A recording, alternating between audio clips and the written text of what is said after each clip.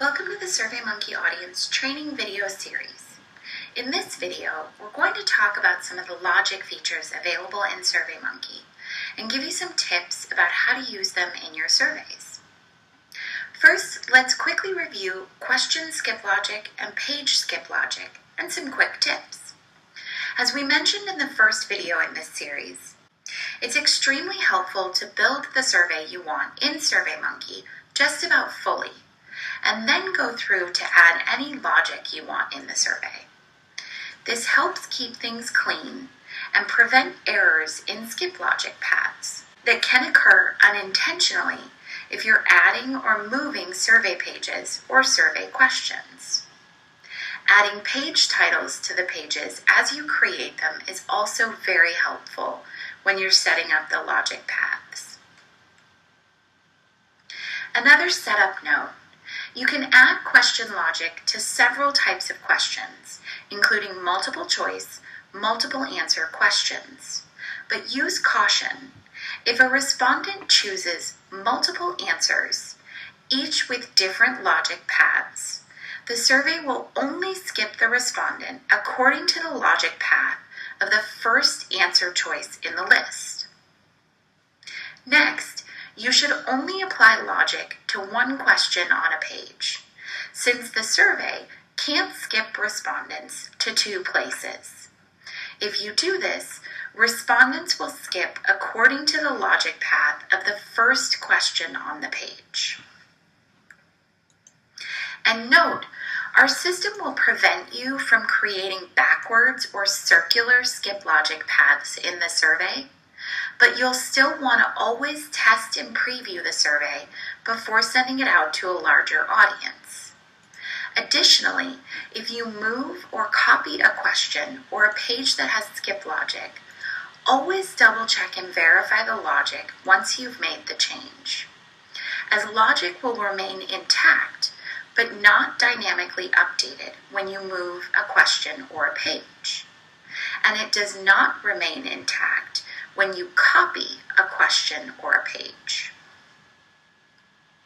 Lastly, skip logic of any kind takes effect when a respondent clicks the Next button to advance through the survey, so we recommend placing questions with skip logic at the end of a page.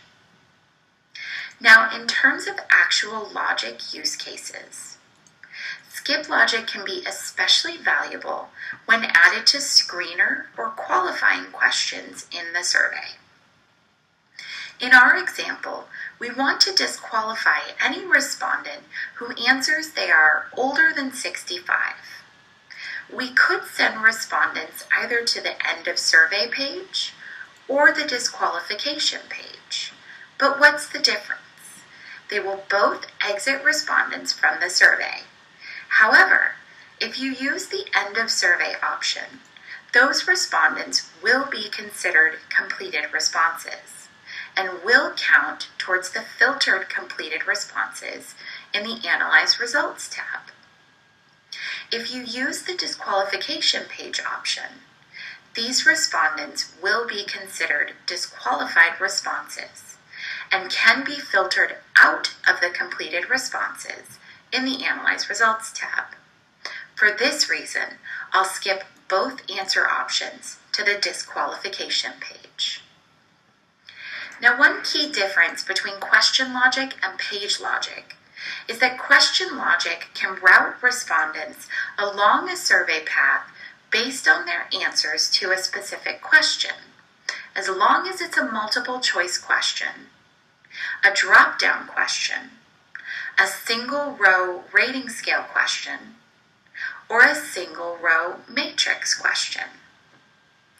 Page logic paths, on the other hand, are not dependent on a respondent's answer to a specific question and will route respondents along a survey path regardless of their answer choice selections.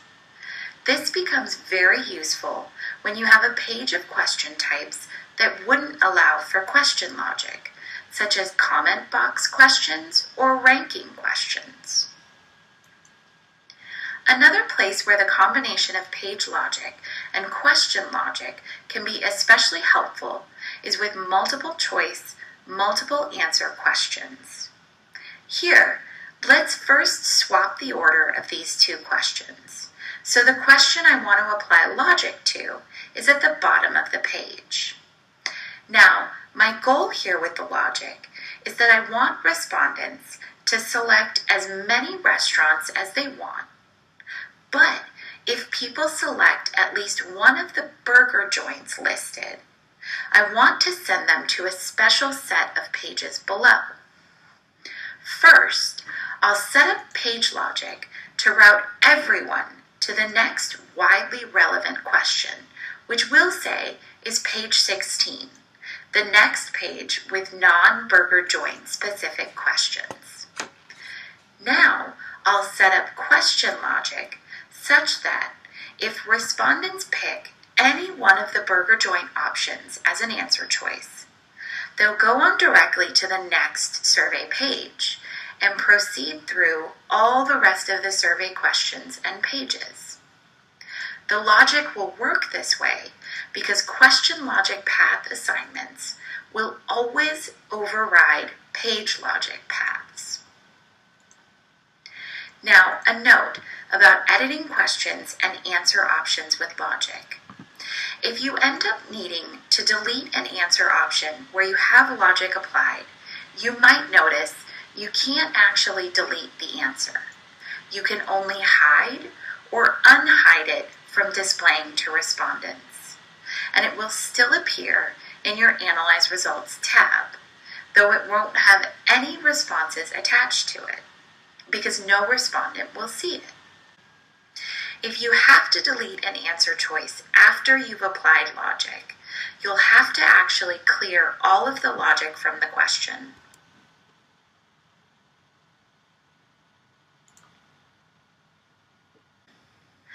Delete the answer choice, and then reapply the logic to the remaining answer choices.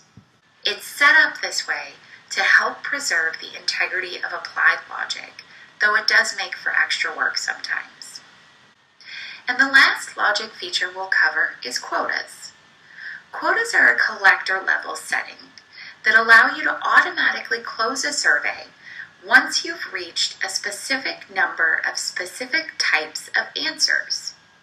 In our example, let's say we want to close the survey after we've received 100 responses from people who've eaten at Burger King in the last 3 months.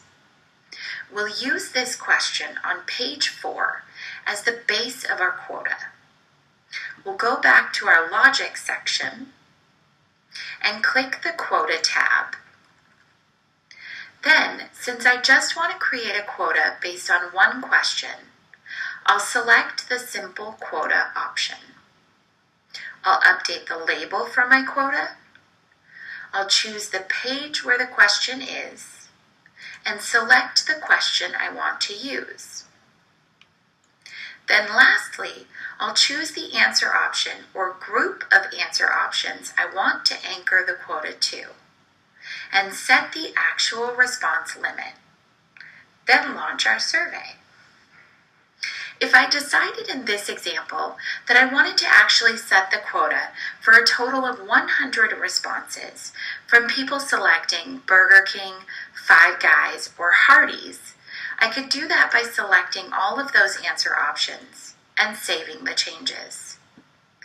Then once I reach that total of 100 across those 3 answer options, my collector will automatically close.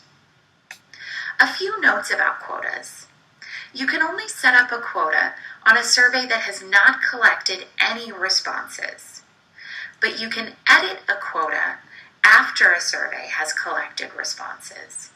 Just note, if the survey collector closed because the quota was met, even if you reset or extend the quota, you'll have to manually reopen any collectors. And that brings us to the end of our logic features video. In the next video, we will review the limited changes you can make to a survey that already has responses.